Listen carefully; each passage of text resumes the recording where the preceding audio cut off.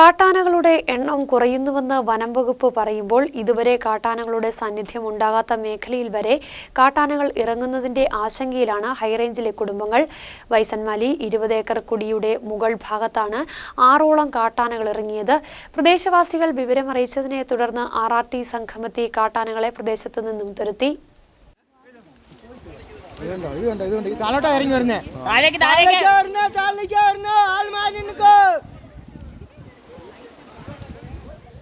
വൈസന്മാലി ഗ്രാമപഞ്ചായത്തിലെ 2ാം വാർഡ് ഉൾപ്പെടുന്ന പ്രദേശത്താണ് കാട്ടാനഭീതി രൂപം കൊണ്ടിട്ടുള്ളത്. 20 ഏക്കർ കുടിയുടെ മുകൾ ഭാഗത്തായി കാട്ടാനകൾ ഇറങ്ങി. 6ഓളം ആനകൾ ഉൾപ്പെട്ട സംഘമാണ് കൃഷിയിടത്തിലിറങ്ങിയത്. ഏലവും വാഴയും അടക്കമുള്ള കൃഷിവിളകൾ കാട്ടാനക്കൂട്ടം നശിപ്പിച്ചു. പ്രദേശവാസികൾ വിവരമറിയിച്ചതിനെ തുടർന്ന് RRT സംഘമെത്തി കാട്ടാനകളെ പ്രദേശത്തു നിന്നും തുരത്തി. പ്രദേശത്ത് കാട്ടാനകളുടെ സാന്നിധ്യമുണ്ടായതോടെ ആളുകളിൽ ആശങ്ക ഉടലെടുത്തു. ഞങ്ങൾ 70 വർഷക്കാലമായി ഇവിടെ ജീവിക്കുന്നു. ഇതുവരെ ഇങ്ങനെ ആനയോ മറ്റുള്ള മൃഗങ്ങളോ ഇവിടെ ഇറങ്ങി വന്നിട്ടില്ല.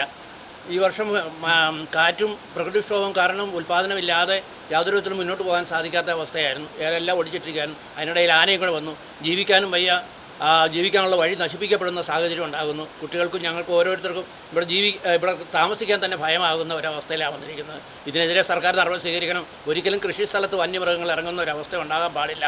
അതിനെതിരെ സർക്കാർ നടപടി സ്വീകരിച്ചില്ലെങ്കിൽ ഞങ്ങൾക്ക് ജീവിക്കാൻ സാധിക്കില്ല എന്നുള്ള സത്യം ഞങ്ങൾ ഉറപ്പിച്ചു പറയുകയാണ്. ഈ ഭാഗത്ത് കാട്ടാനകളുടെ സാന്നിധ്യം മുമ്പുണ്ടായിട്ടില്ലെന്നാണ് പ്രദേശവാസികൾ നൽകുന്ന വിവരം.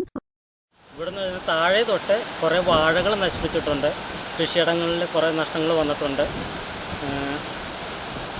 പിന്നെ ഇതിലാണ് ആ തോട് വഴി കയറി ഇതിൽ വന്നു ഇവിടെ നിന്നു. ഇവിടെ നിന്നാണ് കയറിപ്പോയത്. ആനകളെ കൃഷിയിടത്തിൽ നിന്നും തുരത്തിയെങ്കിലും അവ വീണ്ടും തിരികെ എത്തുമോ എന്ന ആശങ്ക സമീപവാസികൾ പങ്കുവയ്ക്കുന്നു. ആനകൾ കൃഷിയിടത്തിൽ നിലയുറപ്പിക്കുന്ന സാഹചര്യമുണ്ടായാൽ കർഷകർക്കത് വിനയാകും. കാട്ടാനകൾ കൃഷിയിടത്തിലേക്ക് ഇറങ്ങാതിരിക്കാൻ നടപടി വേണമെന്നും ആവശ്യമുയരുന്നു. മൊത്തം 6 ആന ഇറങ്ങിയിട്ടുണ്ടായിരുന്നു. നമ്മുടെ കുറേ ചക്കയും കുറേ വാഴയും ഏലവും എല്ലാം പോയി. ഇതിനെതിരെ എന്തെങ്കിലും നടപടി എടുക്കണം. News bureau, Adimali.